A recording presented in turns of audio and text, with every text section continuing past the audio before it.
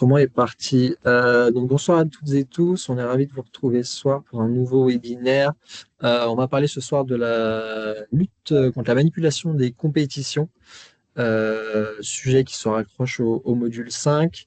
On a le plaisir d'accueillir Alice Caron, collègue du CNESF qui est en charge de cette thématique. Voilà, l'enjeu, je le dis à chaque fois, hein, mais c'est pas de faire de vous des experts du sujet, c'est plutôt de vous sensibiliser, que vous puissiez avoir les bons réflexes, que vous puissiez aussi identifier les potentielles situations à risque que vous pourriez rencontrer dans le cadre de vos fonctions actuelles ou futures. Comme habituellement, vous n'hésitez pas à poser des questions, à réagir aussi par rapport à vos situations actuelles ou projetées. Voilà, l'enjeu, c'est aussi qu'on puisse potentiellement répondre à des questionnements que vous pourriez avoir ou à des situations que vous avez rencontrées pour illustrer tout ça. Donc, sentez-vous assez libre sur les questions-réactions, mais vous en avez maintenant l'habitude. Alice, je te laisse peut-être te présenter déjà. Bonsoir, je suis Alice Caron, je suis chargée de mission à la fois sur la lutte contre les violences, dont on aura l'occasion de reparler plus tard, comme vous l'a dit Romain. Et mon deuxième sujet, c'est la lutte contre la manipulation des compétitions. C'est un sujet que j'ai pris en main il y a 3 ans quand je suis arrivée au CNESF, que j'ai été embauchée pour mon expérience sur la lutte contre les violences, mais il y avait d'autres sujets sociétaux à traiter au sein du pôle, et donc on m'a donné celui-ci, un sujet que j'apprécie beaucoup, mais que je connais un peu moins que les violences. Donc c'est pour ça qu'on en trouvera sans doute moins en détail que dans le prochain webinaire, mais j'ai quand même plein de choses à vous dire qui seront très intéressantes parce que c'est vrai que c'est un sujet qui n'est pas du tout connu. Je ne sais pas si vous avez déjà entendu parler de lutte contre la manipulation des compétitions ou ce à quoi vous pensez derrière ce terme. En l'occurrence, nous, il s'agit surtout de toute la corruption qui va avoir un lien avec les paris sportifs et que je vais vous expliquer là. Donc, parce que manipulation des compétitions, on peut aussi manipuler des compétitions en corrompant directement des personnes, en achetant un arbitre, par exemple. Mais aujourd'hui, ce type de manipulation devient de plus en plus rare puisqu'il était un peu trop obvious. Et donc maintenant, la corruption sportive, elle passe beaucoup par les paris sportifs. D'un point de vue politique, le CNESF ou même les grandes instances du sport ne sont pas contre les paris sportifs. On est dans un pays où parier sur le sport est légal, mais encadré. On en parlera un petit peu plus tard. Donc on n'est pas contre les paris sportifs, mais on a quand même une grande vigilance sur toutes les dérives qu'il peut y avoir. Des dérives à la fois de la part des opérateurs de paris sportifs, ou surtout des dérives de la part de réseaux mafieux qui utilisent les paris pour gagner de l'argent illégalement et malhonnêtement. Et ça nous pose un gros problème d'éthique dans le sport. Donc, comme vous l'a dit aussi Romain, l'objectif, c'est pas de faire de vous des experts du sujet. Moi-même, je l'ai pris en charge qu'assez récemment. C'est plutôt que vous ayez les bons réflexes en tant que dirigeant d'aujourd'hui et de demain, que vous ayez ce sujet en tête et comme ça, si un jour vous le rencontrez, vous aurez les bons réflexes pour pouvoir y répondre, pour poser les bonnes questions aux bonnes personnes, éventuellement faire des signalements et vous ne serez pas surpris, vous ne serez pas piégé, comme on peut vite être piégé quand on connaît absolument rien sur le sujet. Est-ce qu'il y a des questions en introduction sur la thématique lutte contre la manipulation des compétitions?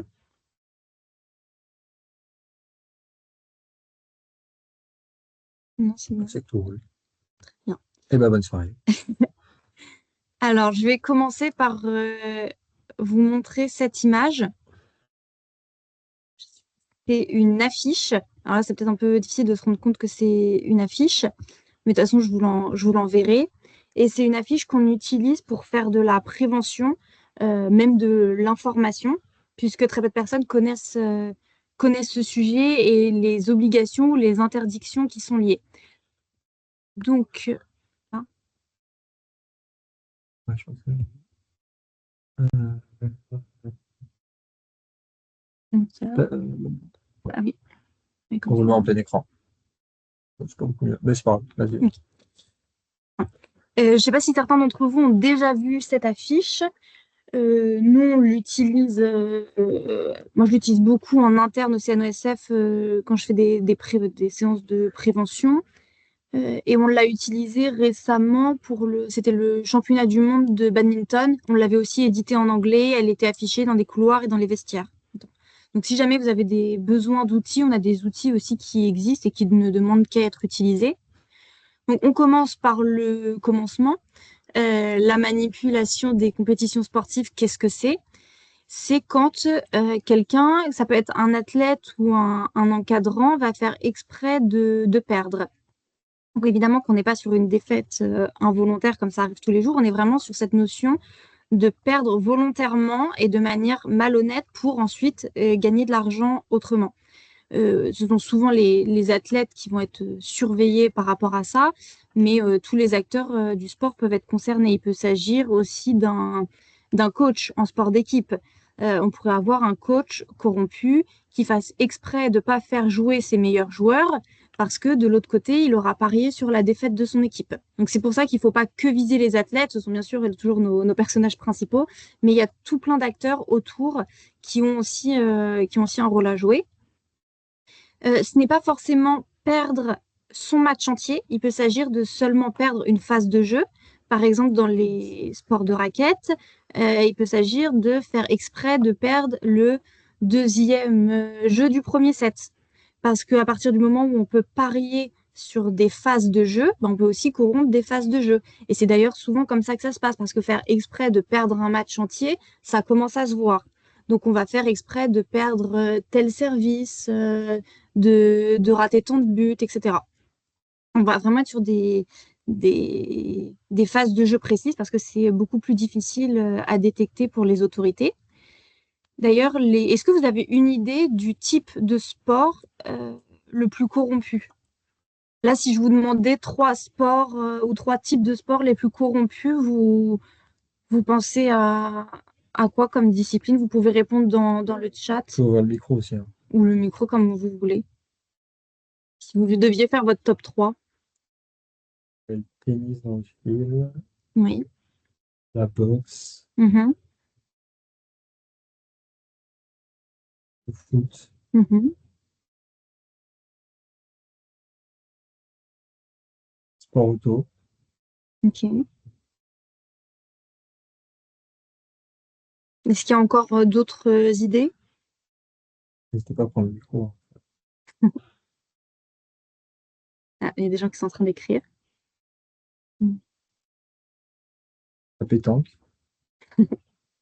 En soi, on peut corrompre tous les sports. Je sais pas si tu peux parier par contre, sur la pétanque. Ça, on va y revenir effectivement.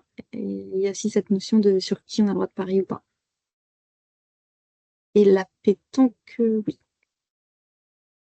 je crois que c'est récent. Les sports co dans leur ensemble. Ça. Alors en fait, on va avoir trois grandes catégories de sports dits à risque. D'abord, les sports collectifs, évidemment avec le football en premier, puisqu'ils sont assez faciles à corrompre par tout le monde, à la fois par l'arbitre, par les joueurs, c'est assez facile de faire exprès de rater un but, et par l'athlète, comme je le disais par le coach, comme je disais tout à l'heure, qui peut faire exprès d'adopter telle ou telle stratégie de jeu, de faire jouer tel ou tel athlète, et comme ça de venir manipuler un résultat. Donc on a les sports collectifs, ensuite on a les sports de raquettes, parce que pareil, comme on a plein de phases de jeu avec les jeux, les sets, il y a beaucoup d'opportunités de paris, et donc c'est très, très facilement manipulable. Et la dernière catégorie, ça va être les sports de combat, comme la boxe. Mais il se trouve qu'en France, on est très peu concerné par la corruption sur les sports de combat par rapport à l'étranger. Quand on fait une comparaison des chiffres entre on appelle ça des notices quand il y a eu des risques de corruption ou des corruptions avérées. Il y a tout un système de notices avec des couleurs. Et quand on compare celles qu'on a en France et celles qu'on compare à l'étranger, ça va être la distinction principale. On est concerné par les sports collectifs comme le foot, comme tout le monde. On est concerné par les sports de raquettes comme tout le monde. Par contre, niveau sport de combat, là, on voit un écart. On est assez peu concerné en France, mais si vous regardez les données internationales d'Interpol, par exemple, là, les sports de combat sont assez hauts. Et après, les autres sports, c'est un petit peu équivalent. Et on va aussi avoir le e-sport, c'est un sujet qui commence un petit peu à monter, surtout au niveau international. D'ailleurs, c'est aussi très important de savoir que ce sujet est particulièrement international. C'est pas un sujet qu'on peut traiter seul au niveau local, ni même nous seuls au niveau national. Je suis toujours en relation avec des acteurs, soit au niveau européen, comme le Conseil de l'Europe, qui travaillent sur ce sujet. C'est assez surprenant. Moi, je ne savais pas du tout qu'ils travaillaient sur ce sujet, le Conseil de l'Europe, mais si. Ils ont des personnes dédiées à la lutte contre la manipulation des compétitions. Et au niveau international, que ce soit avec Interpol, donc Interpol qui est la réunion de toutes les polices de tous les pays, parce que bah, la corruption est très vite internationale, ou encore le CIO, avec qui je travaille beaucoup, ne serait-ce que sur la prévention ou la surveillance. Donc il faut vraiment avoir ça en tête. C'est un peu la particularité de ce sujet. Contrairement à la lutte contre les violences, bien sûr, il y a des choses qui se passent au niveau international, mais c'est moins nécessaire que sur celui-ci qui demande une collaboration entre tous les pays, ne serait-ce qu'au niveau de la police. Parce que quand on va détecter une affaire de corruption, on va remonter à des réseaux criminels et tout de suite, ces réseaux criminels, on les retrouve en Europe de l'Est, en Amérique du Sud ou à minima en France et en Belgique. Donc on ne peut pas rester seul sur ce sujet.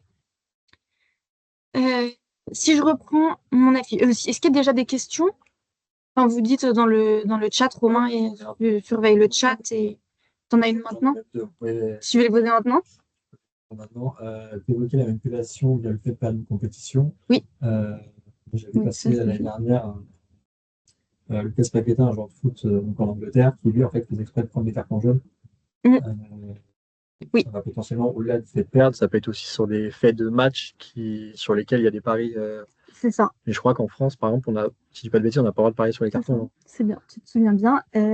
Effectivement, les paris, je donne un peu plus de détails tout à l'heure, sont très encadrés en France. On ne peut pas parier légalement, en tout cas, sur tout et n'importe quoi.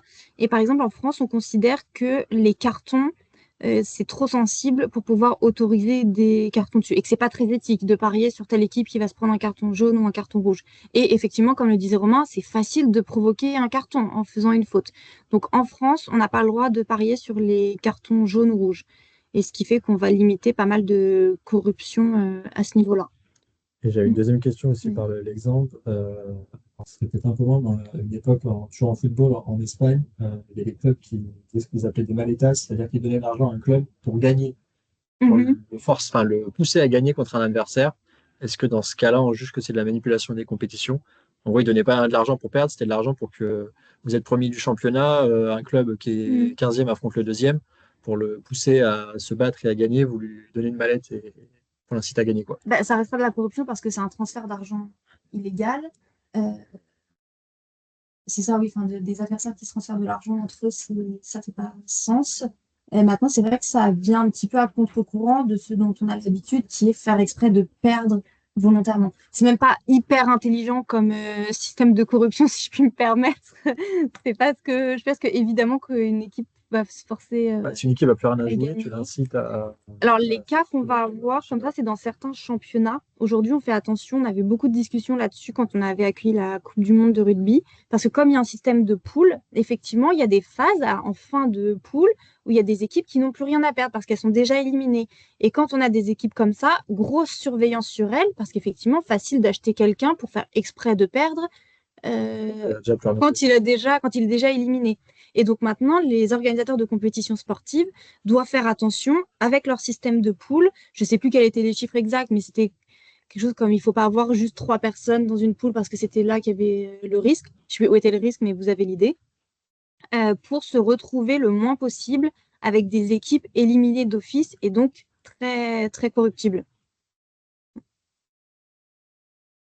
Si je reprends le Une document. question qui Ah, est arrivée. allez-y. Quid des clubs qui jouent entre eux et qui appartiennent au même propriétaire, Ligue des Champions par exemple, ou les compétitions européennes, sur lesquelles multi-propriété? Ça, il y a pas de problème là-dessus.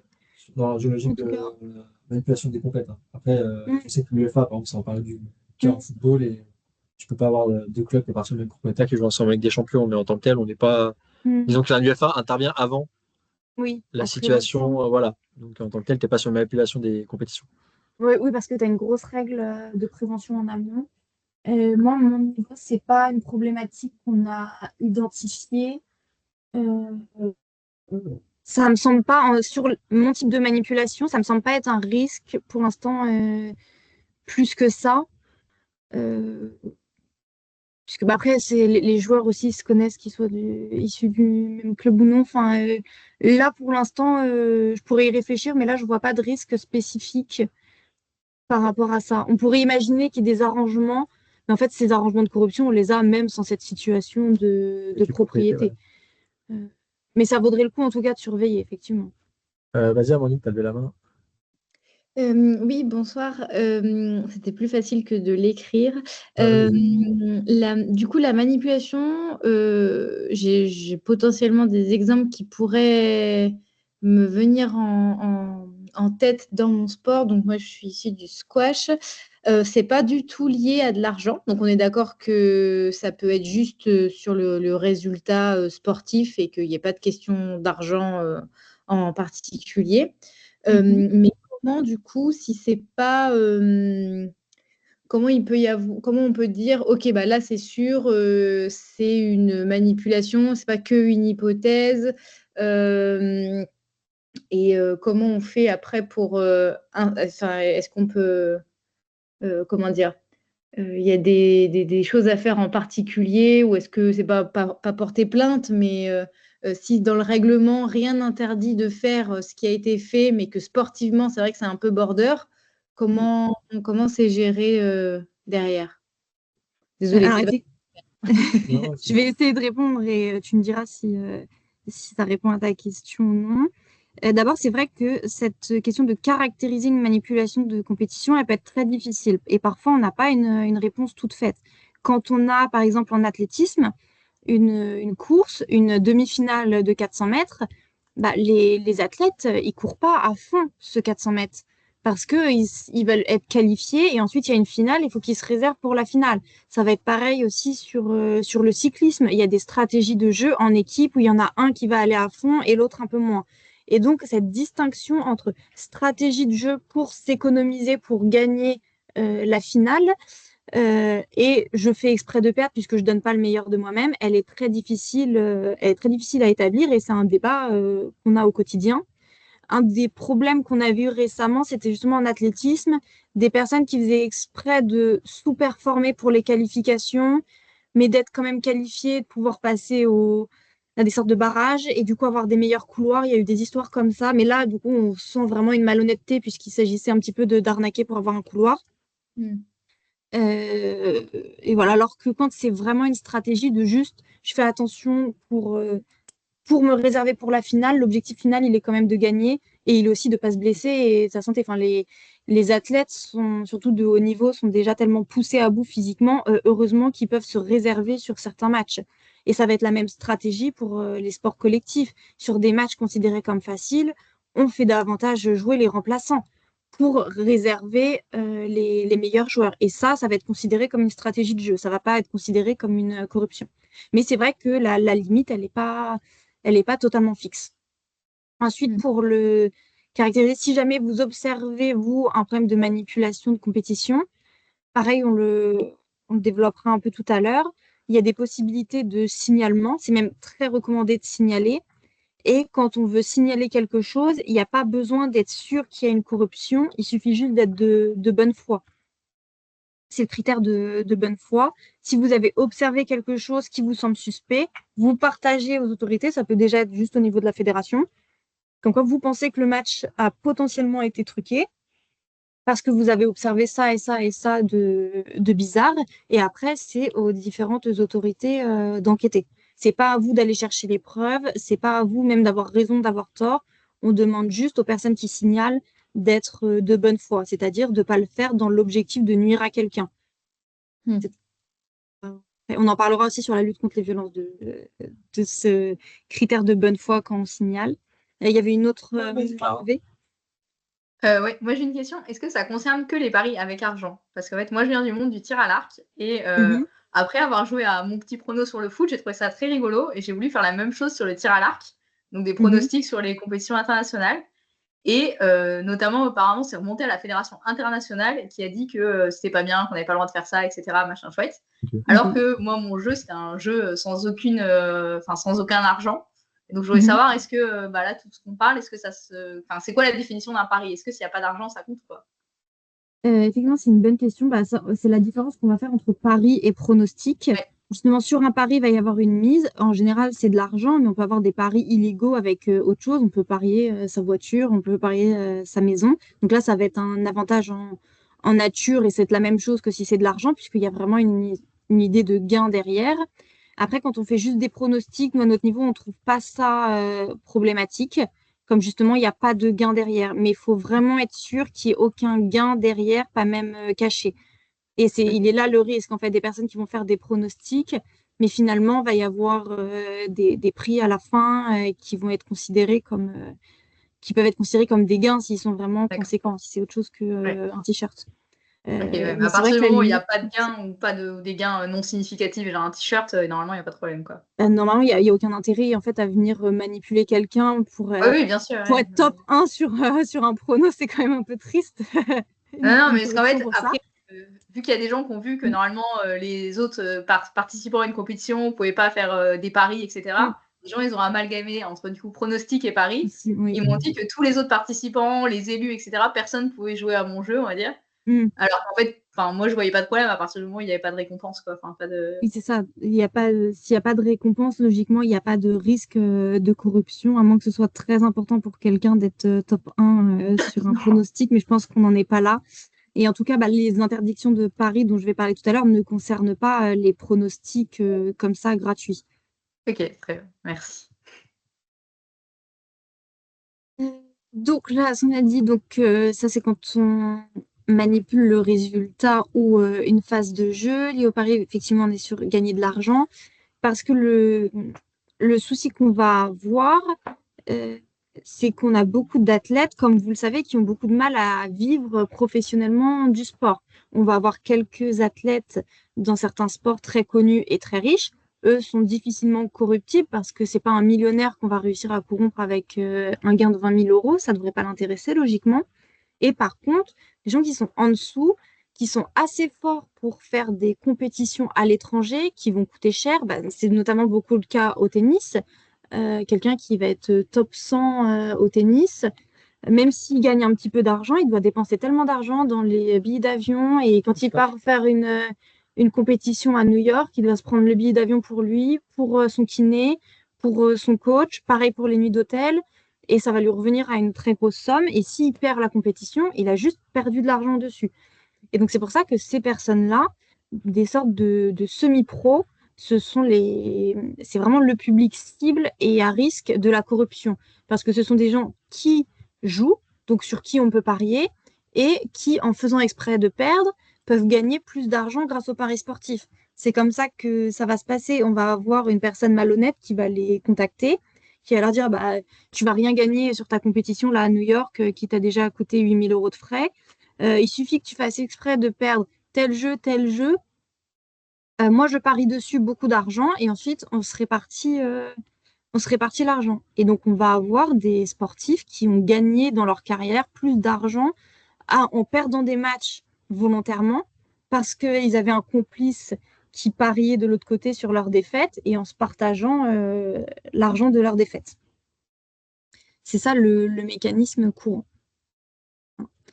Qui est concerné on va sur cet encart. Donc, comme je disais, évidemment qu'on va avoir les athlètes dans certains niveaux, en tout cas les niveaux qui font l'objet de paris, même si évidemment on est en train de descendre, plus ça va dans les niveaux.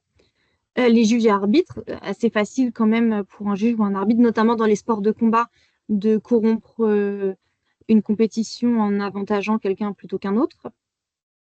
Les entraîneurs sur les stratégies de jeu. Si un entraîneur veut faire exprès de perdre un sport collectif, c'est quand même assez facile. Il suffit de pas sélectionner, de pas mettre sur le terrain les meilleurs. Les dirigeants et les salariés, là, ça va être de manière un petit peu différente.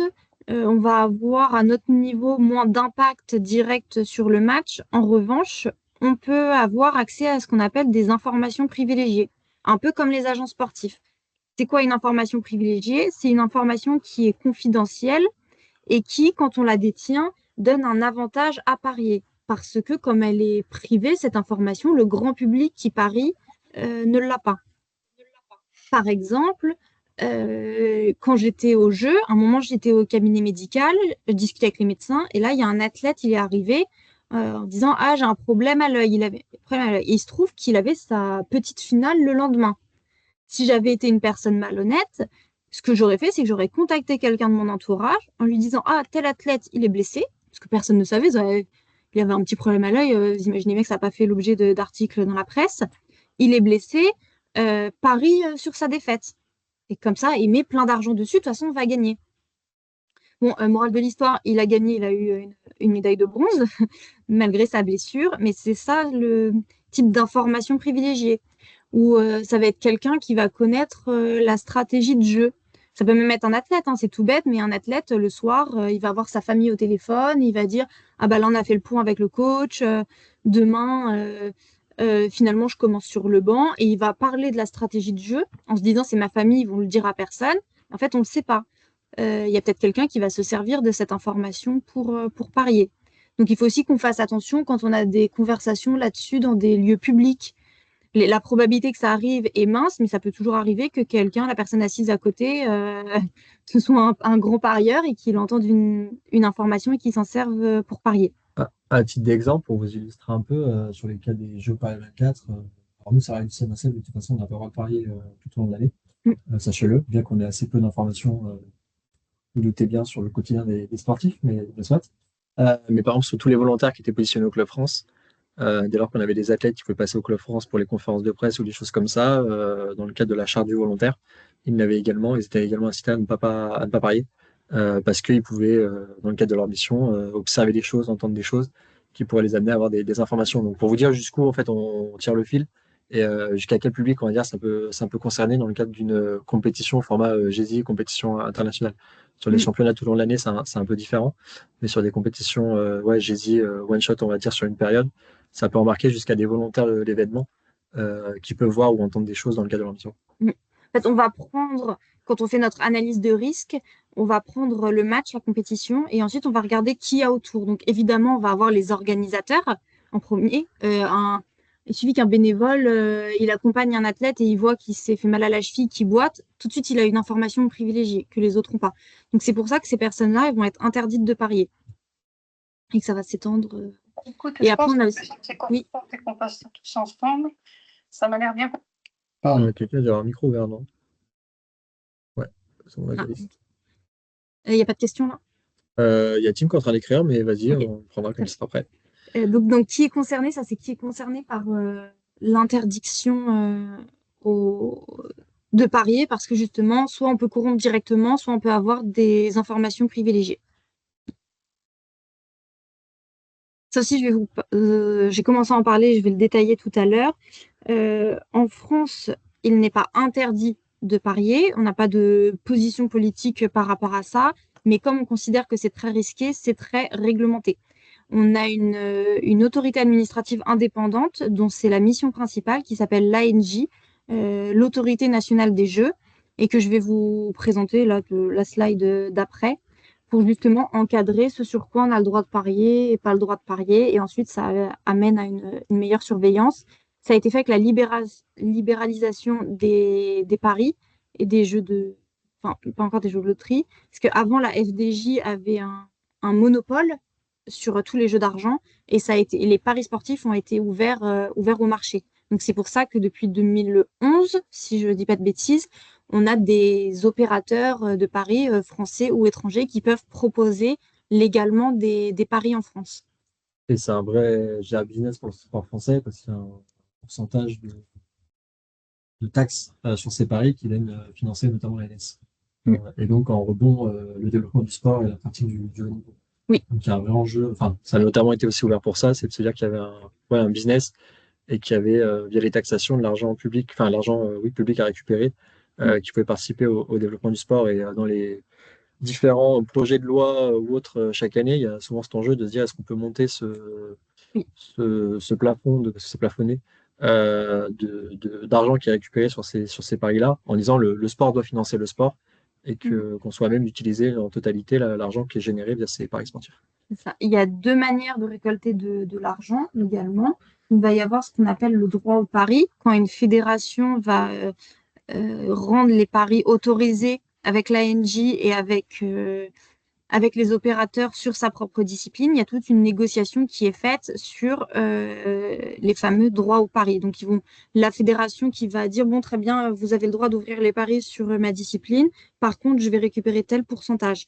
Et d'ailleurs, dans ce pourcentage qui est reçu, la fédération est censée mettre en place des actions de prévention par rapport à la corruption liée au pari ou aux jeux excessifs. Et la deuxième manière, dont je vais aussi reparler tout à l'heure avec l'ANJ, c'est sur le sponsoring. Vous l'avez vu, il y a de plus en plus de sponsors qui sont des opérateurs de paris. Il y a une question dans le team qui a fait sa question. Dans ce cas-là, le sportif est tenu comme responsable s'il donne une info privilégiée par médias et quels sont les risques? Oui, parce que comme on fait de la sensibilisation par rapport à ça, ils peuvent pas dire « Ah, je savais pas ». Et après, bon, ça va être du cas par cas et enquête. Est-ce que c'était volontaire, vraiment involontaire? Je peux pas non plus donner une réponse globale, mais ils savent qu'ils n'ont pas le droit de partager des informations privilégiées. Bien sûr, si ça a été fait par inadvertance, c'est pas la même chose que si ça a été fait volontairement. On fait quand même cette différence. Mais c'est bien écrit, même dans les textes, parce que là, c'est un document de prévention que je vous montre, mais dans les textes officiels comme les règlements, partage d'informations privilégiées, c'est aussi écrit, donc ça devient une faute ou une infraction. Et les risques sont doubles. Ils peuvent être disciplinaires dans le Oui. cadre des règlements de la fédération ou de la ligue. Et ils peuvent être jusqu'au pénal, si je dis pas de bêtises. Si on est sur une corruption, une vraie corruption, et pas juste une inadvertance ou un pari illégal, oui, là, ça peut aller jusqu'au pénal. Ouais, si vous avez dû entendre parler à l'époque des frères Karabatic en handball, avec un petit sujet autour d'un match contre Cesson, si je dis pas de bêtises. Alors, je me rappelle plus jusqu'où ça allait, mais en tout cas, il y avait effectivement des enjeux et de suspension de compétition via la fédération et des enjeux au pénal pour manipulation de la compétition, quoi. C'est ça. Mais alors, eux, leur technique de manipulation, elle était un petit peu obvious. C'est vraiment de la manipulation à l'ancienne. Personne n'est de la famille des Karabatic, c'est bon? C'est leurs femmes qui pariaient sur leurs défaites. Avec des montants assez importants. C'est ça. Et donc, ça a très vite été vu. De l'autre côté, des autorités comme l'ANJ vont surveiller au quotidien les paris sportifs et ils ont ce système d'alerte. Et quand ils voient qu'il y a une grosse somme pariée, sur un match où d'habitude il n'y a pas de grosse somme, sur une petite cote, parce que vous savez, il y a un système de cote avec selon les probabilités de gagner ou de perdre. Quand ils voient des sommes anormales, que ce soit l'ANJ, les opérateurs de paris sportifs ou la FDJ, ils surveillent tous ça. Parce que ça devient un indice, on va se dire, ah, est-ce qu'il n'y a pas une corruption derrière? Donc, ils ont vu des grosses sommes sur des grosses cotes. Ils se sont dit, c'est quand même étrange. Et ils sont allés regarder qui avait émis ces paris. Et forcément, c'était les femmes des joueurs. Donc, ils se sont dit, super facile à griller. Ouais, je suis en train de regarder, condamné à 2 mois de prison avec sursis et 10 000 euros d'amende, au-delà de la suspension par la Fédé. Donc, ouais, il y a quand même un petit enjeu, quoi. Un petit enjeu, ouais. C'est ça. Et actuellement, il y a le même problème qui vient d'être dévoilé aux États-Unis. Je ne sais pas si vous avez vu dans le basket et dans du basket de très haut niveau. Donc, c'est ça qui était assez surprenant parce que normalement, c'est justement un NBA, ils sont très riches et donc ils ne sont pas censés être susceptibles de tomber dans ce type de corruption. Mais c'est quand même arrivé, donc c'était assez surprenant. Et pour revenir aux arbitres, en Turquie, il y a une grosse affaire avec les arbitres. On a découvert 500 arbitres qui pariaient alors qu'ils n'avaient pas le droit de parier. Donc, si on devait résumer les injonctions qu'on a, on ne parie pas sur soi-même quand on est athlète, ni sur notre équipe, ni sur notre sport. Quand, en revanche, on est sur une compétition multisport, comme les Jeux Olympiques, là, on n'a pas le droit de parier sur toute la compétition. Donc, si vous êtes un volleyeur, au quotidien, vous n'avez pas le droit de parier sur le volley, que ce soit en France ou à l'étranger. Vous êtes qualifié aux Jeux Olympiques, là, vous n'avez toujours pas le droit de parier sur le volley, mais en plus, comme vous êtes accrédité sur une compétition, c'est la compétition de manière générale qui va compter et vous ne pouvez pas parier non plus sur la natation ou le golf, parce que ça fonctionne au niveau de la compétition. Donc, il faut toujours faire attention à ça. Évidemment, ne pas accepter accepter toute corruption. Ça semble assez évident.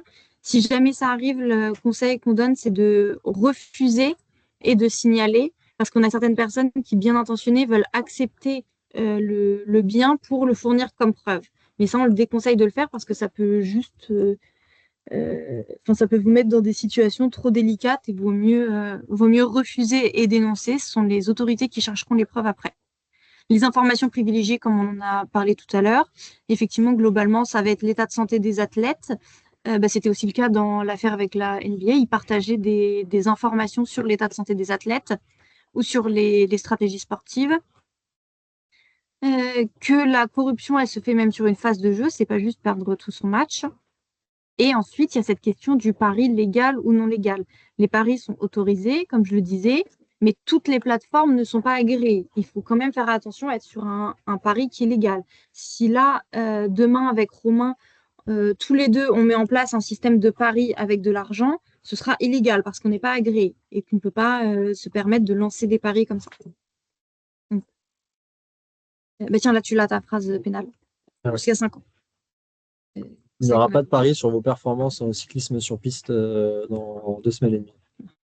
Mais vous pouvez faire des pronostics.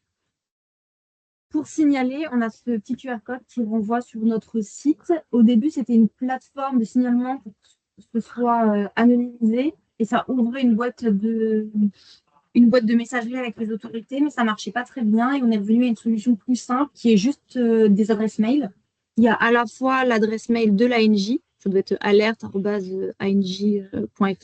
Vous pouvez scanner là si vous voulez, de toute façon, on vous enverra le document.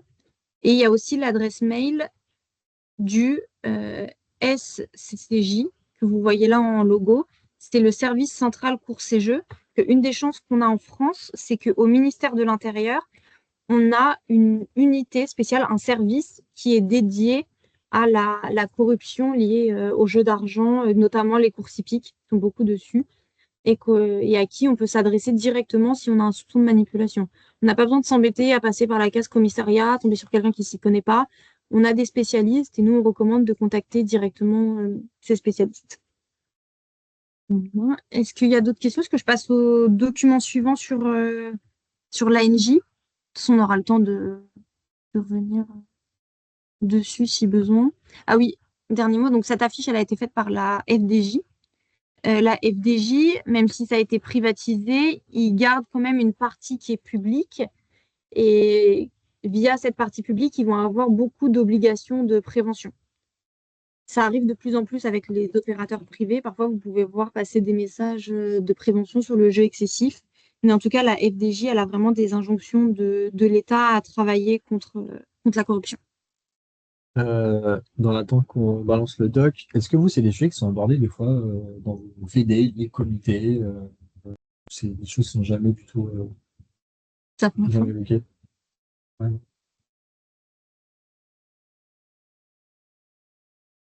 Alors, l'autorité nationale. Par exemple, vas-y Clara. Moi, je sais qu'il y a eu un problème, mais enfin, c'est pas des questions de paris avec argent, parce que dans le tir à l'arc, il n'y a pas de question d'argent, mais plus perdre intentionnellement pour fausser les phases suivantes. C'est-à-dire perdre intentionnellement un match pour derrière espérer avoir un match plus facile. Ouais. Et il y a eu le cas sur juste avant les JO pour la compétition pour se sélectionner aux JO. Il y a l'équipe des États-Unis qui, en gros, à un moment, ils avaient un match, ils savaient qu'ils allaient le perdre, mais qu'en gros, selon comment ils le perdaient, ils auraient derrière un match plus ou moins facile. Et ils ont fait vraiment une volée catastrophique, on va dire quelqu'un de 2e année de tir à l'arc pourrait faire, quoi. Enfin, pas du tout. Et du coup, ils ont été disqualifiés de la compétition, etc. Mais ça a mis du temps à savoir comment réagir, etc. Et ça a été quand même un gros sujet, quoi. Ok, et ils ont disqualifié. Parce que en basket, c'est des choses qu'on voit pas mal sur les championnats du monde ou autres. Et c'est, enfin, c'est ok. Enfin, ça fait partie de la stratégie de la compète, on va dire. Et pas grand-chose à y faire sur cet angle-là. Donc, ok. Là, alors que là, non, ils ont considéré que c'était pas de la stratégie. Enfin, pour le coup, ils ont vraiment pas été malins parce qu'en fait, ils auraient pu rater de manière moins flagrante. Et là, c'est vraiment pas très malin ce qu'ils ont fait, quoi. Enfin... oui, effectivement, on n'a pas toujours les mêmes compétences en corruption selon les affaires. Moi, j'avais proposé à Romain de vous faire une slide mes conseils en corruption, mais il n'a pas voulu. Donc, si vous voulez corrompre, il faudra vous débrouiller. Alors, l'ANJ, donc notre autorité nationale des jeux, elle a plusieurs missions principales. La première, ça va être les agréments des opérateurs sportifs. Il y a des sites que vous voyez régulièrement qui agissent en toute légalité parce qu'ils sont agréés. D'autres qui vont agir sans être agréés. Et là, c'est parfaitement illégal, tant pour eux que pour la personne qui parie. Si vous voulez vérifier que tel opérateur est agréé ou non, il faut se rendre sur le site de l'ANJ. La liste, elle est publique et elle change tous les ans. Et donc, eux, ils vont vérifier que l'opérateur est assez sérieux pour l'agréer en France ou non. Donc, chez nous, c'est libéralisé. Par contre, il y a plein d'autres pays dans lesquels c'est pas le cas, notamment en Asie du Sud-Est, parce que souvent, on voit passer des paris sur la Chine via des opérateurs. Et en fait, ce sont des opérateurs qui ne sont pas agréés en Chine, puisqu'en Chine, c'est toujours la loterie nationale qui a le monopole. Donc, il va y avoir des cultures économiques différentes et qui sont changeantes en fonction des contextes économiques. Mais en tout cas, il y a toujours les moyens de vérifier. Donc, l'ANJ décide de qui, comme entreprise, a le droit d'ouvrir ou non des paris. Une fois qu'ils ont décidé ça, la deuxième chose sur laquelle il faut prendre une décision, ça va être sur la fameuse liste sport, sur quel sport on a le droit de parier ou non. Donc pareil, l'ANJ évalue tous les ans cette fameuse liste sport. Elle est diffusée sur leur site internet. Et donc là, on peut vérifier si on a le droit de parier sur tel sport ou tel sport. Et ça va aussi dans le détail. Par exemple, on a le droit en France de parier sur les sports collectifs comme le foot, le hand, etc. Mais on n'a pas le droit de parier sur les cartons, jaune ou rouge. Et la liste sport va détailler tout ça. Jusqu'à quelle phase de jeu on peut parier et aussi en termes de niveau. Sur le foot, on peut parier sur de la Ligue 1, la Ligue 2, et puis ça s'arrête à un moment, je ne sais plus quel est le niveau, mais ça s'arrête. On ne peut pas parier légalement sur de la départementale. Et ça, c'est un tableau Excel assez énorme. Mais ça peut être intéressant au moins d'ouvrir le document pour vous rendre compte de la complexité et du niveau de détail qu'a la réglementation. On va aussi réguler la communication. Vous avez dû entendre parler des scandales de certains opérateurs de paris sportifs qui, notamment à l'occasion de l'Euro 2016, avaient fait des campagnes particulièrement vives et ciblées qui ciblaient des jeunes hommes de banlieue précaires financièrement et en leur faisant croire que les paris sportifs allaient sauver leur famille de la misère. Donc là, ça a choqué un petit peu et l'ANJ a dit on va réguler la communication. Donc aujourd'hui, c'est régulé, on ne peut pas cibler de public spécifique comme ça et surtout pas des gens précaires. La même question se pose pour le sponsoring. Le sponsoring est autorisé en France. Quand on est une équipe sportive, on a le droit d'être sponsorisé par un opérateur, mais il va y avoir quelques limites. Pour l'instant, je crois qu'on n'est pas autorisé à faire de naming d'enceintes sportives, mais la question se pose, est-ce que ça arrivera un jour? Ou encore, si une équipe est sponsorisée par un opérateur, une équipe assez connue qui va vendre des maillots comme la Ligue 1, donc ils peuvent avoir le logo de l'opérateur sur leur maillot, mais seulement en taille adulte. Quand ils vendent les maillots en taille enfant, là, il n'y a aucun logo d'opérateur sportif. Parce que le but, c'est de prévenir le jeu excessif et donc d'exposer les jeunes le moins tôt possible à ces opérateurs de paris. C'est pas le cas en Angleterre. Là, je vérifie avant qu'on fasse notre webinaire et j'ai retrouvé le maillot de West Ham. Bon, après, sacrée idée que de vouloir acheter un maillot de West Ham, mais pourquoi pas. Ils étaient l'année dernière sponsorisés par un opérateur. Il y avait le logo devant sur le maillot et sur l'édition enfant, il y avait aussi le logo. Si ça avait été en France, le logo aurait été autorisé sur les tailles adultes, taille enfant, ça aurait été le maillot sans le logo de l'opérateur. Je crois qu'il y a une question. Ouais, Emma, juste là-dessus, pour info, l'Angleterre revient un peu dessus et à partir de l'année prochaine, les clubs anglais en foot n'ont plus le droit d'avoir des opérateurs de paris sur leur maillot. Donc voilà, il y a eu une avancée à une période et on est en train de se revenir en arrière dans certains pays pour des raisons de la santé publique, mais en tout cas de lutte contre l'addiction. À la fois de la corruption et à la fois de santé publique sur l'addiction, les grosses pertes d'argent qu'il peut y avoir derrière. Vas-y, Emma. Oui, en fait, moi j'ai une question, enfin je sais pas vraiment si c'est une question, mais l'année dernière, quand je travaillais à la Fédération des sports de glace, en fait, on avait des sponsors japonais, enfin c'était une agence qui nous achetait un package pour afficher des sponsors sur les balustrades, et du coup des noms en japonais où on sait un peu le secteur d'activité mais pas forcément, en fait on connaît pas forcément, et on a découvert en fait après coup que bah, par exemple un des sponsors c'était un truc de paris et de casino au Japon qui était énorme, Mhm. et en fait bon bah bien sûr c'était pas du tout le public français qui était visé parce que personne en France n'allait regarder qu'est-ce que c'est que cette marque, tout écrit en japonais, etc. Mais c'est vrai qu'on s'est posé la question du coup après coup de bah en fait est-ce que ça on pouvait l'afficher? Enfin est-ce que c'est un peu délicat? Est-ce que comme c'est une culture, c'est vers une culture complètement différente ou peut-être la régulation au Japon des gens qui regardent cette image à la télé est différente. Enfin c'est vrai que du coup on s'est questionné après coup. Quand on a découvert un peu ce que cette marque en particulier faisait, de voilà où était la limite Mm. pour ce genre de cas. Oui, effectivement, c'est une question qu'on se pose aussi régulièrement par rapport à ces publications étrangères ciblées. On en a beaucoup lu sur la Chine et là, ce qui était illégal, c'était pas tant illégal en France qu'illégal en Chine parce que ces opérateurs n'étaient pas agréés. Et donc, si on veut faire ça de manière légale, ce qu'il faut, c'est surtout vérifier dans le pays concerné que ces personnes-là agissent légalement. Parce qu'effectivement, c'est une très bonne stratégie pour eux. Un opérateur illégal en Chine, s'il passe par des pays européens, bah, il passe un petit peu sous les radars, mais pour venir promouvoir une activité illégale. Or, c'est pas ce qu'on veut, promouvoir des activités illégales. Donc, il faut aller se renseigner sur la réglementation de chaque pays concerné. Et si besoin, passer par l'ANJ, ça peut être plus simple. Mhm. Merci. Et donc, oui, Merci. c'est bon. Ah, pardon, je pensais que c'était notre question. Euh, Ces restrictions de communication, on sait que ça a un impact sur la santé financière des clubs. Donc c'est pour ça que ça fait l'objet de beaucoup de débats, parce que bah, le mouvement sportif a besoin d'argent. Et donc l'argent qui vient des paris, c'est un peu considéré comme de l'argent facile quand de conclure un contrat de sponsoring avec une agence. Mais il faut vraiment qu'on fasse attention à toutes les dérives qu'il peut y avoir sur les addictions. Et même avant l'addiction, cette question de jeu excessif, il y a vraiment des. Je ne sais pas si vous avez déjà eu l'occasion de lire ou d'entendre des témoignages sur des personnes qui étaient accros au pari ou même à n'importe quel jeu d'argent et qui vraiment ont perdu tout leur argent, se sont retrouvés surendettés.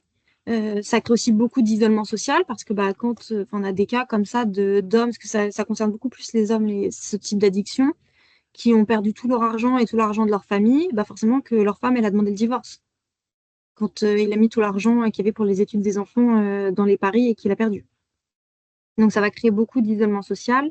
Il y a un joueur de basket récemment qui avait témoigné là-dessus, un joueur de Chartres qui était complètement accro aux paris sportifs et il explique comment ça l'a isolé parce qu'en fait, jour et nuit, il pensait qu'à ses paris sportifs. Ça lui arrivait même pendant l'entraînement de dire ah, j'ai besoin d'aller aux toilettes. En fait, il n'avait pas vraiment besoin d'aller aux toilettes et quand il allait aux toilettes, il venait regarder les résultats.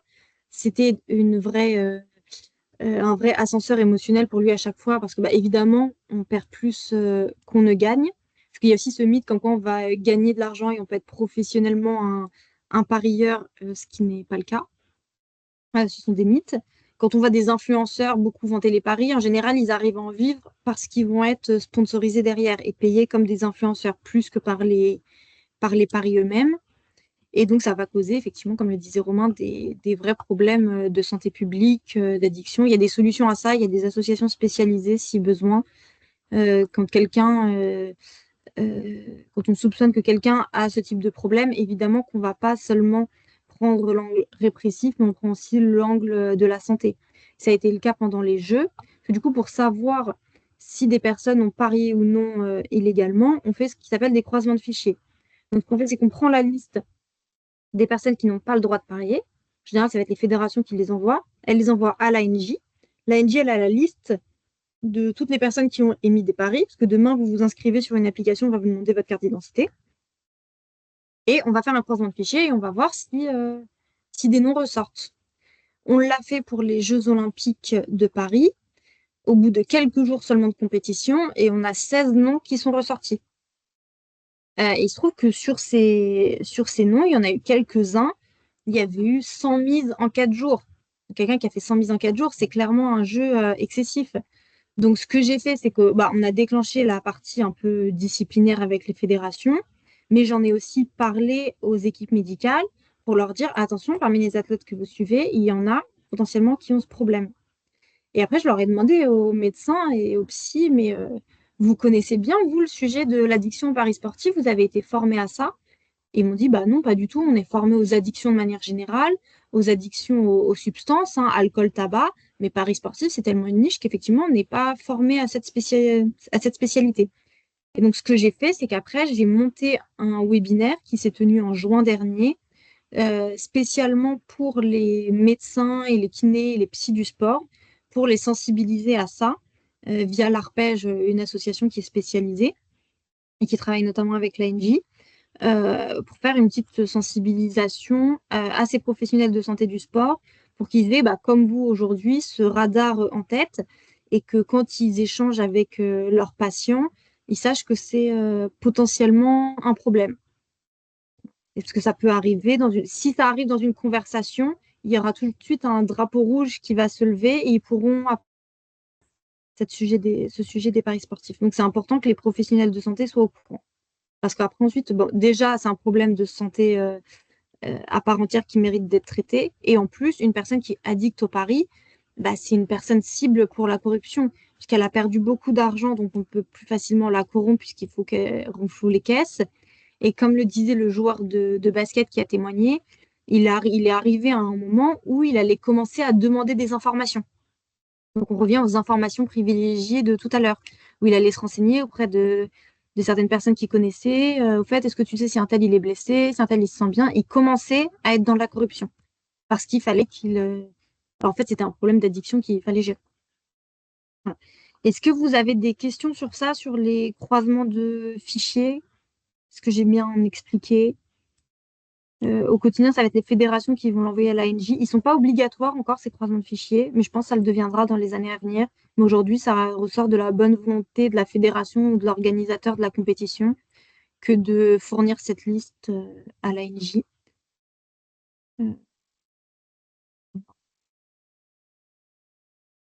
Sinon, j'avais une autre slide. Là, c'est pour... si vous voulez noter la base légale, là, c'est tout ce qu'on s'est dit tout à l'heure. De toute façon, on vous mettra le document ISCO, mais vous pouvez aussi noter là si besoin. C'est ça. Si vous voulez voir les articles du Code du sport qui en parlent, donc on va avoir des articles qui vont être très précis, qui vont dire telle personne est interdite. Et il y a d'autres choses qui sont moins précises et c'est aux fédérations de le faire. Il y a un article, c'est les fédérations doivent mettre en place les interdictions de parier en interne. Par exemple, pour les salariés.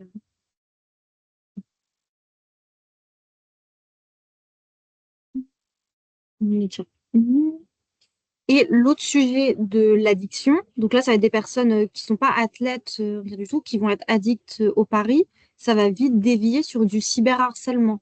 Vous avez sans doute déjà vu passer des messages comme ça, parce qu'on va avoir des personnes accros qui vont parier tout leur argent sur des athlètes qui sont déjà surendettés. Évidemment, ils reperdent encore leur argent. Et c'est comme ça qu'ils se retrouvent à envoyer des messages vraiment haineux et de menaces de mort aux athlètes. Donc, on a aussi ce lien très, très néfaste entre les deux. Voilà, ça. Je peux vous montrer ce que j'avais fait pour les JO. Enfin, ce qu'on va faire pour ceux de 2026. Tout à l'heure, je vous ai dit que on mettait en place des actions de prévention, donc ils étaient censés tout savoir, et je vais vous montrer à quoi ça ressemble. En fait, on leur fait passer un module en ligne avant qu'ils partent au jeu sur toutes les informations utiles qu'on doit leur donner. Ça s'appelle le fameux GAD, le guide de l'athlète et de la délégation. Il y avait quasiment le même pour 2024. Donc, on aborde plein de sujets avec eux sur les règles olympiques, sur ce qu'ils ont le droit de faire ou pas le droit de faire, notamment avec leurs sponsors. Et j'ai toute une partie que j'ai appelée « Adopter un comportement responsable ». Là, je vous le montre du point de vue éditeur parce que c'est plus simple, mais c'est un petit peu plus, on va dire, ergonomique quand on est du point de vue consultant. Adopter un comportement responsable, on a 4 thèmes. Lutte contre le dopage, la corruption, donc en l'occurrence les paris sportifs, enfin les dérives des paris sportifs, et lutte contre les violences, que je vous montrerai plus tard. Et on avait aussi là rajouté une petite partie sur l'éco-responsabilité. On va aller directement à ma partie, lutte contre la corruption. Donc là, c'est assez simple. Je reprends un peu ce que je vous ai dit tout à l'heure, où là, mon but, c'est surtout, quand je fais une action de prévention, qu'ils se sentent concernés. Parce que sur ce sujet, dont on n'entend pas beaucoup parler, on se dit un petit peu, ça arrive aux autres, mais pas à moi. Euh, Comment ça fonctionne une tentative de corruption? Donc, comme je disais tout à l'heure, ça va être quelqu'un qui va contacter un athlète, un arbitre, un entraîneur ou autre pour corrompre directement la compétition ou pour obtenir des informations privilégiées. Le cas de figure qu'on va avoir, c'est qu'on va avoir des athlètes qui vont recevoir ce type de message et ils vont juste ignorer le message parce que ça va pas les intéresser. Donc c'est très bien, ils vont pas être corrompus. Mais nous, ce qu'on veut, c'est que quand quelqu'un reçoit un message douteux comme ça, qu'il le signale. Parce que, ok, ça peut être un pauvre type dans sa chambre tout seul qui essaie de gagner 1000 euros, mais la plupart du temps, c'est pas le cas. La plupart du temps, on va remonter à des réseaux de crimes, de grande criminalité. Bah, comme c'était le cas là aux États-Unis. Enfin, on remonte à des grands réseaux criminels qui peuvent. Les paris sportifs, pour eux, c'est même un loisir. Et le reste, ça va jusqu'au trafic d'êtres humains. Donc, si on pouvait nous signaler tout message, on est preneur parce qu'on cherche à attraper les personnes qui sont derrière. Quand il y a corruption, bah, la personne qui est contactée comme ça, notamment par les réseaux sociaux, elle va exécuter, elle va faire exprès de perdre sa phase de jeu. L'escroc qui aura, lui, fait le pari, il va gagner de l'argent dessus. Et ensuite, ils ont juste à se partager de l'argent. Voilà. Et ils vivent leur meilleure vie jusqu'à ce qu'ils soient pris. Donc évidemment, il y a plein de systèmes de surveillance. On développe beaucoup de solutions avec l'intelligence artificielle, parce que l'intelligence artificielle arrive vraiment à détecter si un match est corrompu ou non, en s'appuyant sur les derniers matchs, sur les dernières performances. Donc il y a ça qui va se développer. Ça suffit pas pour être une preuve, mais ça suffit pour donner de bonnes alertes aux autorités qui ensuite vont enquêter. Quand les autorités elles vont surveiller quelqu'un qu'elles soupçonnent, elles vont regarder son niveau de vie. Une fois, il y avait une affaire d'un arbitre, je ne sais plus si c'était en France ou en Belgique, bah, il avait une maison à Miami. La police, elle s'est dit, ça gagne pas tant, arbitre, pour avoir une maison à Miami. Bon, effectivement, c'était de l'argent qui se faisait comme ça à côté.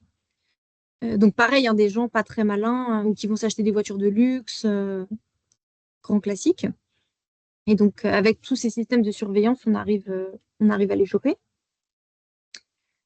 Là, je parle des publics cibles. Donc, effectivement, les gens qui vont être en difficulté financière vont être particulièrement ciblés par les escrocs, puisqu'ils sont plus susceptibles de dire oui.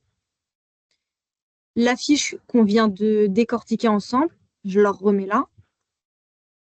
Ils peuvent tout voir. Les mesures préventives. Donc, on parlait des interdictions de parier tout à l'heure.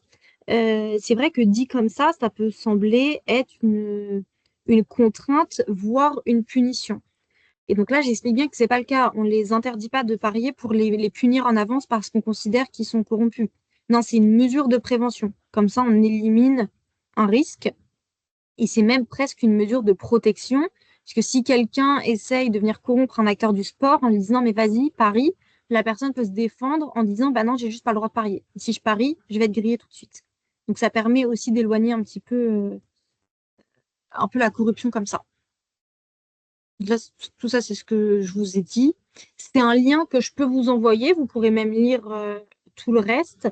C'est juste qu'il ne faut pas le partager parce qu'il y a des coordonnées à la fin. C'est la seule vigilance qu'il y a. Il y a mon numéro de téléphone. Je n'ai pas spécialement envie qu'il fuite, en plus des fuites qu'on peut déjà avoir. Pour donner du coup, le cadre fait signer donc, à tous les athlètes avant de participer à une compétition. Donc aujourd'hui, un athlète présent en jeu ne peut pas dire qu'il n'est pas sensibilisé à ces sujets-là. Il n'était pas au courant de ses droits et devoirs.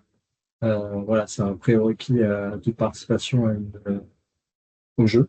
Plus largement, une compétition qui est encadrée par le CNO, c'est d'avoir consulté et signé ce type de ressources, documents. Voilà, on a un vrai travail de pédagogie avec ces publics. Idem pour les staff d'ailleurs. Et comme après, ils signent ce document, s'il se passe quelque chose, nous, on a le pouvoir de leur retirer l'accréditation après, parce qu'on s'est bien sécurisé juridiquement en amont. Et donc là, le fait de moi en avoir chopé 16 pendant les Jeux de Paris, alors qu'il y avait eu tout ça, toute cette prévention de fête, bah, je m'en sers en prévention. Parce que j'imagine bien que des gens qui ont vu ça, ils se sont dit, bon, de toute façon, moi, ça fait 3 ans que je parie, j'ai jamais été grillé, ou ils connaissent des gens qui ont parié, qui n'ont jamais été pris, et ils se disent que il y a plus, c'est plus des menaces qu'autre chose. Et là, non, je suis très contente qu'on ait eu un croisement de fichiers, qu'on ait eu des retours positifs, et là, je peux leur dire, bah oui, j'en ai déjà chopé. Et donc, pour être un peu plus pris au sérieux. La bonne réaction en cas de tentative de corruption, c'est ce qu'on a vu tout à l'heure. On refuse de corrompre, on ne prend aucun élément, pas même pour une preuve, et on alerte les autorités. Là, c'était un exemple de quelqu'un qui avait eu une affaire comme ça.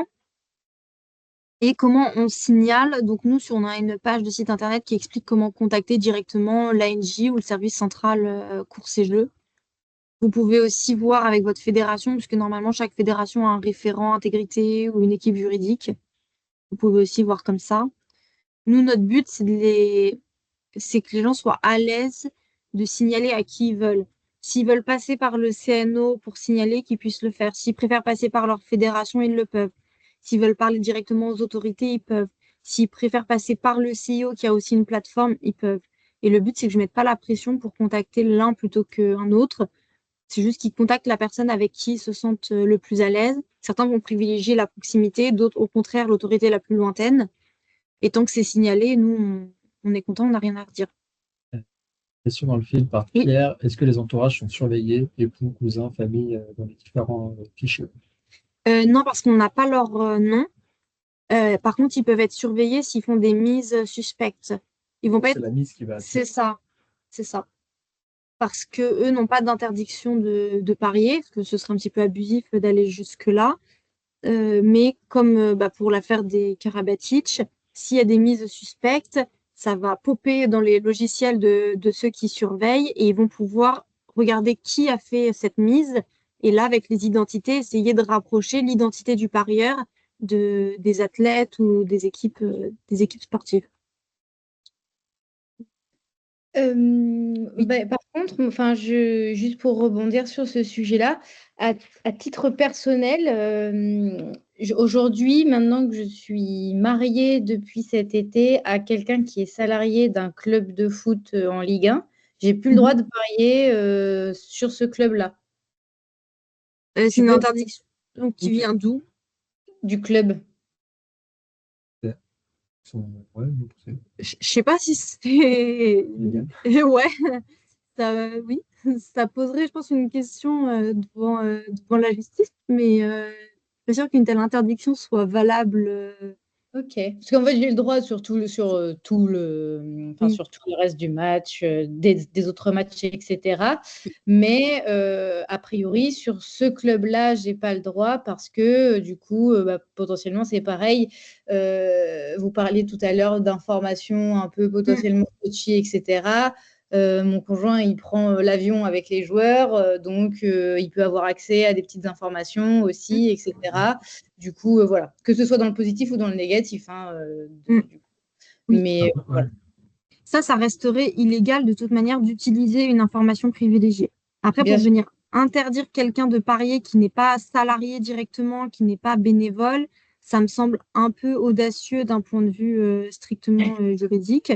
Mais ce qu'il aurait fallu faire, effectivement, un minima, c'est de la forte sensibilisation, comme quoi, vous, madame, vous allez avoir accès à des informations privilégiées, ne serait-ce que sur l'état de santé de votre mari ou de ses coéquipiers. Et surtout, vous n'avez pas le droit de vous en servir pour parier. Je ne serais pas allée personnellement jusqu'à l'interdiction. Sachant que normalement, c'est couvert par le fait que lui, en l'occurrence, n'a pas le droit de divulguer l'information. Donc, normalement, à partir du moment où lui n'a pas le droit de divulguer, il y a plus trop de sujets pour toi de parier. Elle peut quand même avoir cette information déjà sur son état de santé à lui au Il est salarié du club, il est pas. Il est pas oui, là, c'est plus éloigné. Mais admettons, vous faites tous une fête ensemble. Les salariés, vous êtes témoin de quelqu'un qui tombe dans l'escalier et qui a match le lendemain. Ça peut être ça. Mais donner des interdictions à quelqu'un qui a aucun lien avec la structure qui est interdite, ça me semble audacieux, on va dire. Oui. J'en rediscuterai alors. On me demandait aussi s'il y a plein de petites mises sur différentes plateformes, est-ce que c'est compliqué à suivre? En fait, ce qui va pop-up, c'est comme la mise, enfin, le nombre de mises sur un match, peu importe si c'est sur une plateforme. Euh, c'est ça en fait qui va pop-up, ça va être les sommes. Par exemple, si tu prends, c'est un petit peu différent, mais la FDJ pour les. Est-ce qu'il y en a qui se disent, ah, mais pour pas être surveillé en ligne, je vais faire des paris dans les bureaux de tabac à l'ancienne. Sauf qu'en fait, là, on va demander la carte d'identité de la personne si elle gagne une grosse somme. Je sais plus à partir de combien c'est. J'ai oublié le chiffre, c'est peut-être 2000 euros, un truc comme ça. Et là, on va leur demander sa carte d'identité, donc on va voir et on va pouvoir surveiller. Après, si on passe par plein de plateformes différentes, ça, je ne sais pas. Si l'ANJ peut surveiller à ce niveau-là. Est-ce qu'ils ont un système de surveillance par identité? Euh, Qui arrive, ça, enfin, si tu mets 2000 euros enfin, sur un match anonyme de deuxième division de basket, tu mets 2000 euros sur 4 plateformes différentes, de fait, ça va générer 8000 euros et c'est déjà ça qui va alerter sur le fait qu'ils ont une aussi grosse mise sur ce match-là. Donc après, ils vont recroiser, ils vont voir que c'est le même nom sur différentes plateformes. Oui, tu peux aussi voir comme ça. Oui, après, Je sais pas, ouais. On peut aussi voir si effectivement sur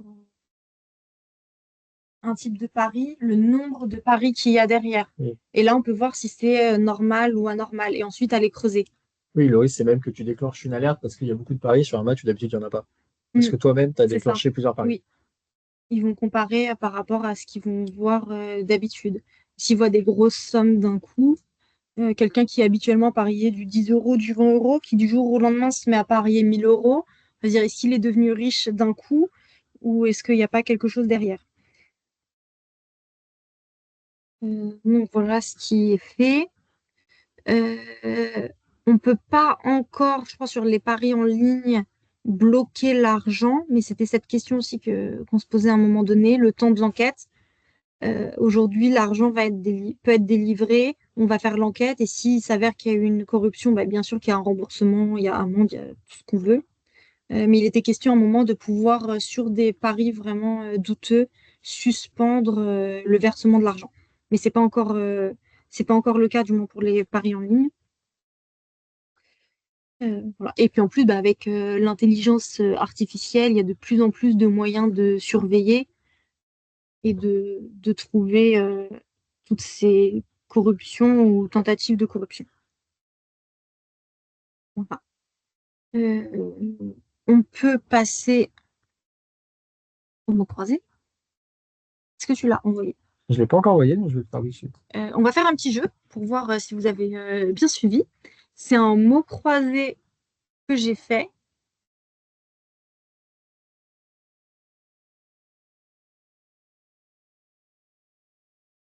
Et les paris sportifs en crypto. Ça me donne. J'ai jamais traité le sujet. J'en ai entendu parler, mais je crois que c'est pas autorisé. Ça doit rentrer dans les paris illégaux. Faudrait regarder avec l'ANJ, parce que normalement, oui, il y a dans les comment en paris, ça va être en argent classique. Et je pense que des paris en crypto, ça passe par des opérateurs qui sont pas agréés. Comme si Romain et moi, demain, on lançait un système de paris et qu'on pariait des haricots verts. C'est un peu la même chose. Comparaison douteuse, mais qui fonctionne. Je vais vous mettre un document dans le fil, juste il le prend. Il le prend pas en Word. C'est des mots croisés que j'avais donnés à mes collègues au CNO pour améliorer leur connaissance du sujet. Pour qu'ils le fassent, il a fallu que je les corrompe un petit peu en leur disant si vous réussissez le mot croisé, je vous fais un gâteau. Je sais pas quelle leçon Alors, la promo vient le week-end du 13-14 décembre au CNO. Tu peux préparer un gâteau. Oui, bien sûr. 13-14 décembre. Dans ce cas-là, je vais donner une réponse.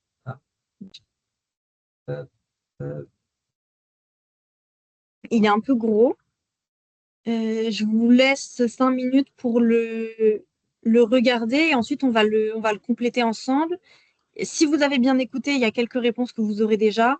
D'autres réponses, je pense, vous les aurez pas, mais c'est pas grave. Comme ça nous permettra de refaire le tour du sujet et de voir si on n'a pas oublié des choses. des questions qui se posent. Enfin, si Romain a réussi à vous envoyer le document, parce que c'est mal parti. Tu veux que j'essaye moi de mon côté? Euh, c'est de ton côté. Je veux pas.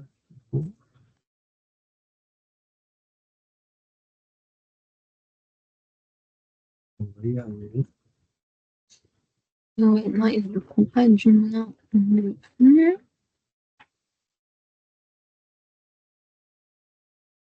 Ah, je sais pas.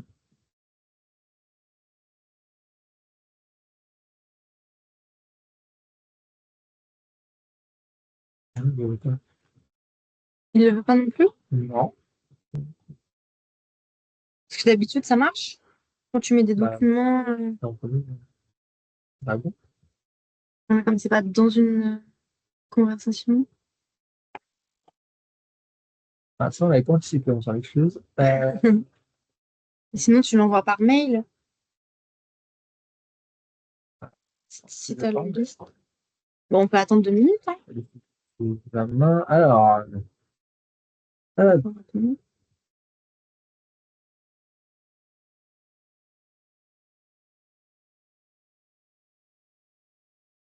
hop là.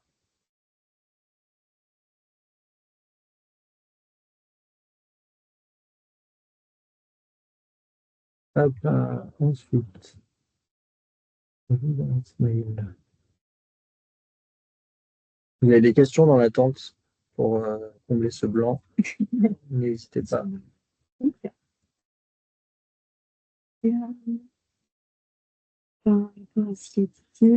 On peut déjà faire un petit peu le bilan sur ce que j'attends, moi, de dirigeants sportifs par rapport à la lutte contre la manipulation.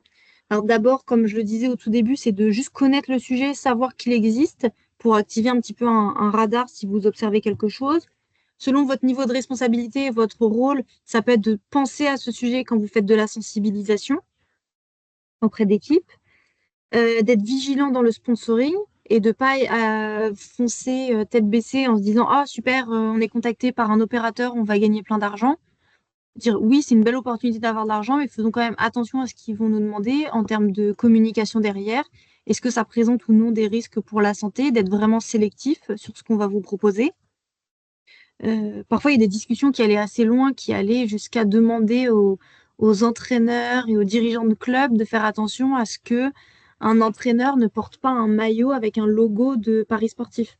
Comme je disais tout à l'heure, on n'a pas ces logos-là sur les tailles enfants, mais il y en a qui vont jusqu'à dire que si le coach lui-même porte porte le maillot de l'équipe de West Ham de l'année dernière, il y a quand même un gros logo de Paris Sportif et que ça peut indirectement influencer. En tout cas, ce qu'on va dire aux entraîneurs, c'est de ne pas parler de leur paris sportif aux jeunes. Parce qu'on va avoir des entraîneurs comme ça, qui vont être passionnés par les paris sportifs, qui vont parier légalement, mais qui vont dire à leurs jeunes de 14 ans, ah bah j'ai parié 40 euros sur le match, j'attends le résultat, qui vont dire, ah j'ai gagné de l'argent, ah j'ai perdu de l'argent. Et nous, on ne veut pas trop qu'ils abordent ce sujet-là sous cet angle-là pour pas donner envie à des jeunes de faire ce type de pari. Alors, et après, bien sûr, s'il y a le moindre soupçon de faire des signalements, via ce que je vous ai montré tout à l'heure, et, euh, et voilà, et d'avoir des documents juridiques assez stables pour, pour les interdictions de parier, pour interdiction de l'information privilégiée, et avoir ce sujet en tête pour au moins que ça devienne un sujet d'alerte au quotidien. Alors, est-ce que vous avez reçu le document Non, il est parti. par mail? Projeté aussi. Ouais, c'est bon. Ok, bah, je vous laisse le regarder un petit peu 5 minutes et voir si vous avez déjà des réponses. Par contre, est-ce que c'est pas plus simple si c'est moi qui le partage, comme ça je peux le remplir en même temps? Ouais, je vais le remplir, mais si tu veux. Tu veux le remplir?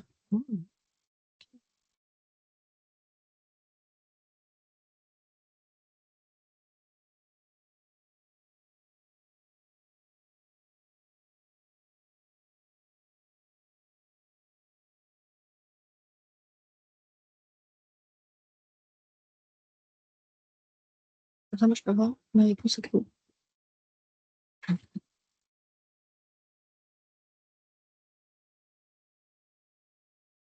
Je vous laisse aller 3 minutes pour essayer de trouver des réponses. Je pense que vous en avez certaines. Et comme ça, je reviens dans 3 minutes. Est-ce que tu veux voir? Non, c'est tout bon. Passe.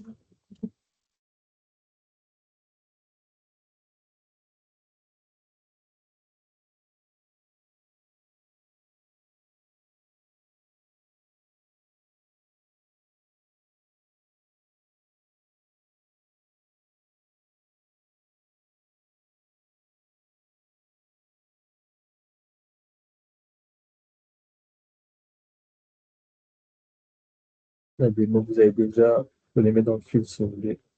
On remplira.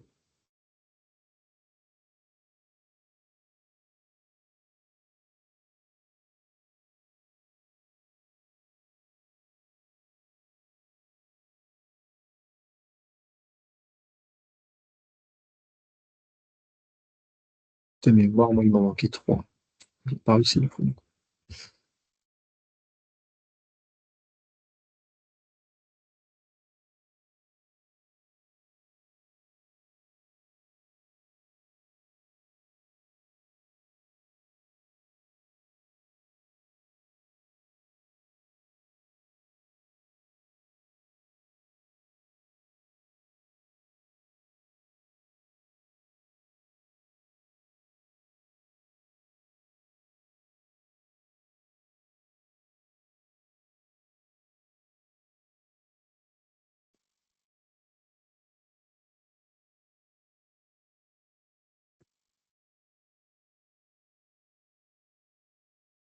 Ouais, vous pouvez commencer à les poser dans le fil, hein, s'il y a des mots que vous trouvez. Pouce vertical, NG. On a des propositions qui arrivent dans le fil.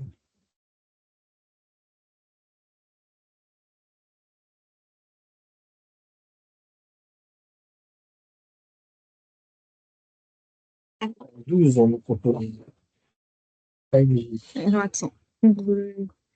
En 12, donc, c'est vertical. Sigle de l'institution française réglementant les jeux en ligne. Oui, effectivement, ça, c'est facile. Alors, il est où mon 12? Il est là. Donc, effectivement, on a ANJ pour Autorité nationale des jeux. En 7 horizontal, on nous propose une cote. Effectivement, c'est bien ça. C'était la description, je sais pas si tu l'as. Je peux la lire, je peux la lire, je peux la lire.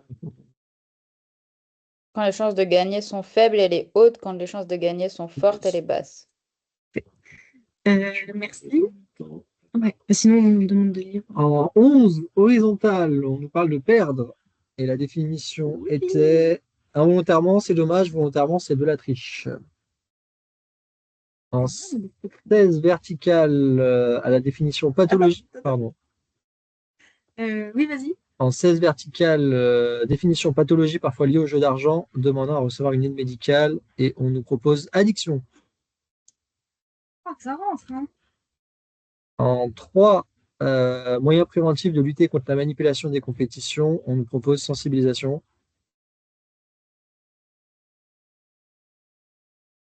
Combien t'as dit? En 3, moyens préventifs de lutter contre la manipulation des compétitions, on nous propose sensibilisation. En 1, ouais, c'est d'ailleurs.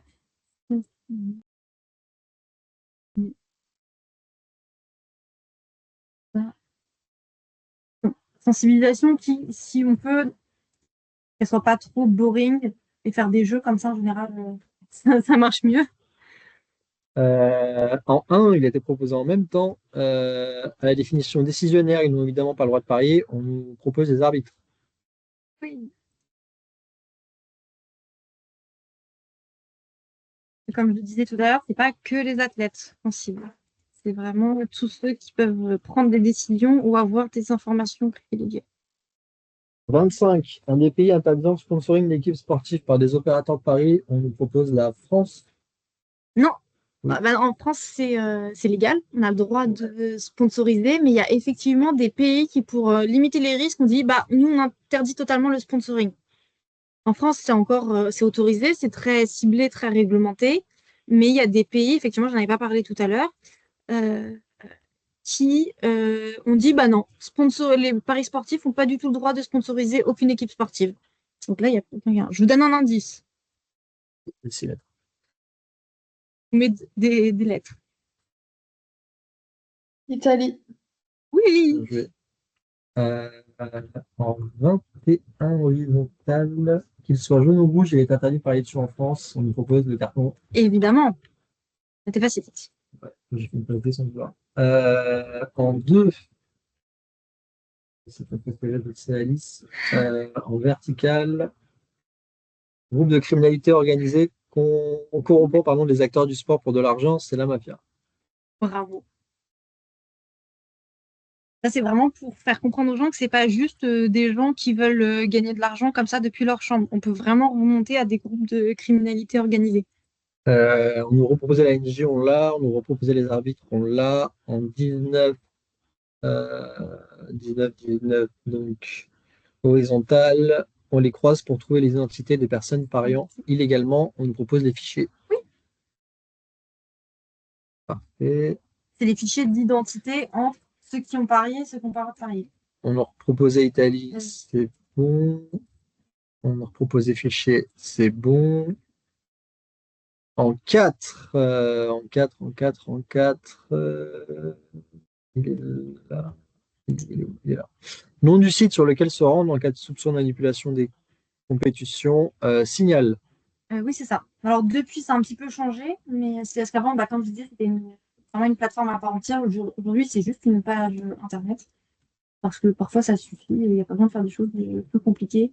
Mais en tout cas, si vous tapez Signal avec un E, parce qu'il y a plein d'autres signaux, notamment sur les violences sexuelles, mais c'est Signal sans E.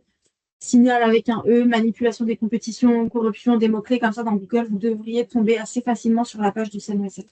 En 8, sport le plus exposé à la corruption, on nous propose le football. Eh oui.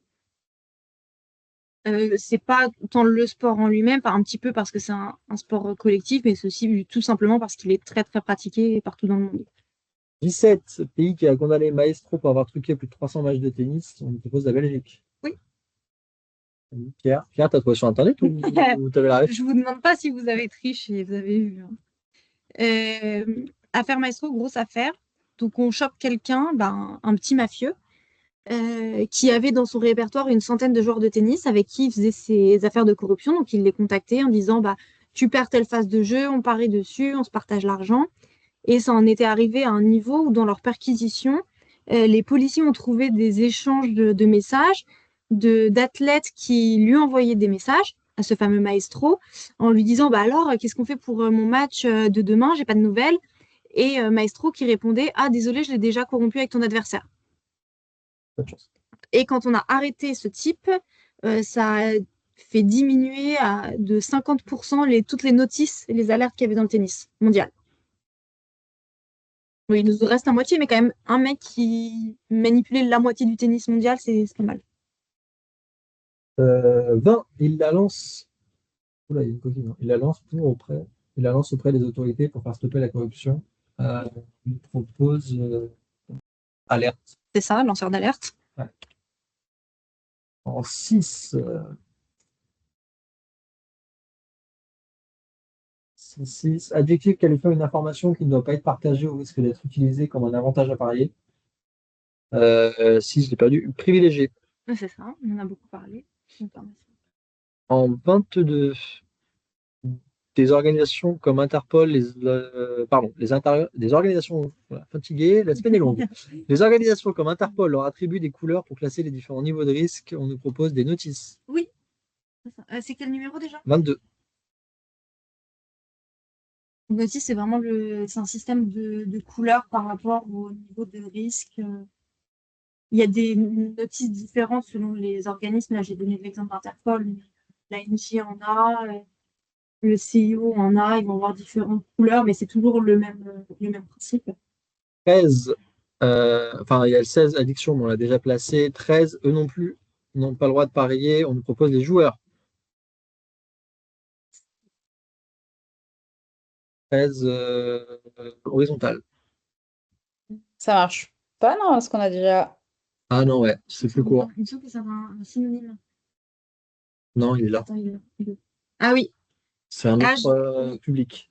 un autre public, on en a très peu parlé, mais il était quand même dans l'affiche que je vous ai montrée. Ce sont des gens qui travaillent avec les athlètes au quotidien, dans le très haut niveau. Ça commence par un A, Les agents, ouais. c'est ça. Bien joué. En 5 horizontales, risque encouru si vous enfreignez l'interdiction de parier, on vous propose une sanction C'est quel numéro? 5 horizontales. 5, oui. Donc, comme le disait Romain tout à l'heure, ça peut être une sanction disciplinaire au niveau de la fédération et ça peut aller dans les faits les plus graves ou la sanction pénale.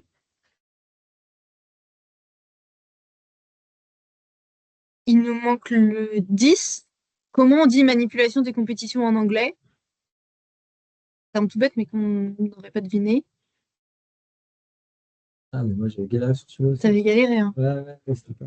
Bon, je vous le donne, ça commence par match fixing. Ouais, on n'entend pas souvent. Non, mais une fois qu'on le sait, c'est pas Un petit suffisant. doping Voilà, de- c'est pour ça que j'ai mis là. En 24, on nous propose l'éthique. La définition étant qualité qui manque aux fraudeurs.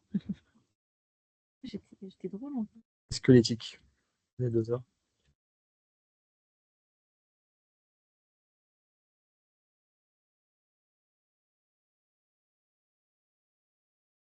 La 23 quand même. Ah, 18 avec dur. Nom d'une célèbre affaire de corruption sportive française datant de 1993. 93, quel était le club de foot? À jamais les premiers. Alors, Bernard Tapie. C'est lié à lui. Ouais. Il était derrière. Je sais pas si vous vous souvenez d'un club. Alors, tout le monde n'était peut-être pas né. Mais il y avait 2 clubs même. C'est ça, donc Tapi, c'est l'OM. OM Valenciennes. Exactement. Voilà. Par contre, je sais plus si c'est VAOM. C'est VA, c'est VA, ouais. C'était à Valenciennes le match.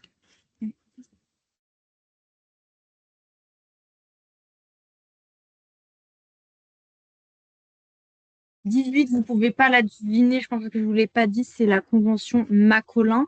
Donc, c'est une convention qui a été signée par différents pays au niveau du Conseil de l'Europe pour justement améliorer la structuration de la lutte contre la manipulation des compétitions au sein de chaque pays.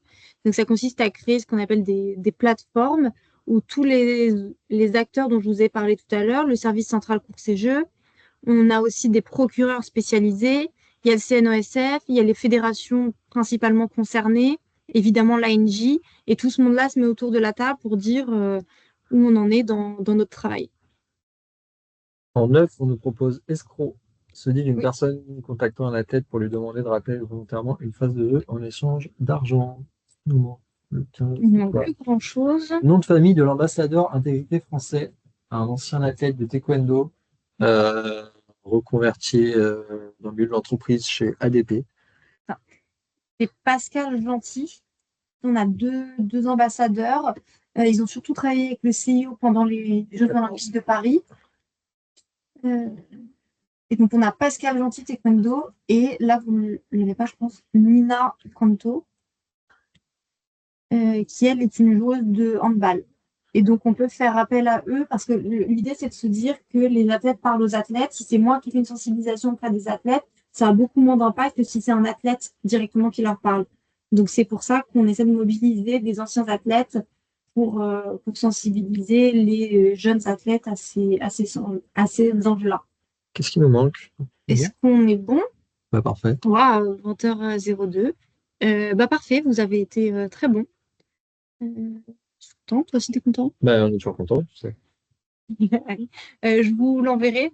Juste que je corrige ma. Ouais, je vous remettrai sur Sportif, je vous remettrai le replay, je vous mettrai quelques documents là qu'on a pu vous partager. Si vous avez des questions ou des réponses à ces sujets, vous n'hésitez pas à revenir vers nous. C'est à dispo et on peut aussi vous renvoyer si besoin vers les autorités compétentes. Mais ouais, vous n'hésitez pas sur ces sujets qui sont importants et qui sont en jeu. Donc, si vous percevez des choses, ne vous mettez pas en difficulté. Ayez les bons réflexes et on est à disposition si besoin. Est-ce qu'il y a une dernière question, remarque? C'est clair? Eh ben, c'est parfait. On se voit mardi prochain pour un webinaire autour de la RSO. Je n'ai plus l'intitulé exact, mais on va vous présenter tous les outils qui ont été développés aujourd'hui par les acteurs du monde sportif pour justement mettre en place une stratégie RSO au sein d'une fédération, d'un comité, d'une ligue, voire même d'un club. Donc ouais, il va être très pratico-pratique, j'allais dire, avec pas mal d'outils qu'on va vous présenter pour que vous puissiez vous en emparer demain dans vos stratégies sur ce sujet-là. Donc voilà, ce sera le dernier webinaire de l'année 2025. Et après, on se verra le week-end du 13-14 décembre pour le prochain séminaire et on a hâte de vous retrouver. Et comme je le disais en début de séance, on va essayer de vous envoyer l'ordre du jour définitif. Les horaires n'ont pas bougé. C'est juste un complément sur un intervenant. On va essayer de vous envoyer d'ici la fin de semaine ou plus tard lundi. Comme on l'avait fait sur le premier séminaire, on vous joindra ça à la biographie des intervenants pour que vous puissiez aussi voir un peu qui ils sont et potentiellement que ça puisse déjà venir alimenter peut-être des idées de questions par rapport à leur parcours ou les sujets qu'ils peuvent aborder. D'ici là, vous n'hésitez pas s'il y a la moindre question, on est à disposition avec Pauline pour vous aider. Bonne soirée tout le monde. Merci beaucoup. Bonne soirée. Merci, bonne soirée. Merci. Merci, bonne soirée. Au revoir.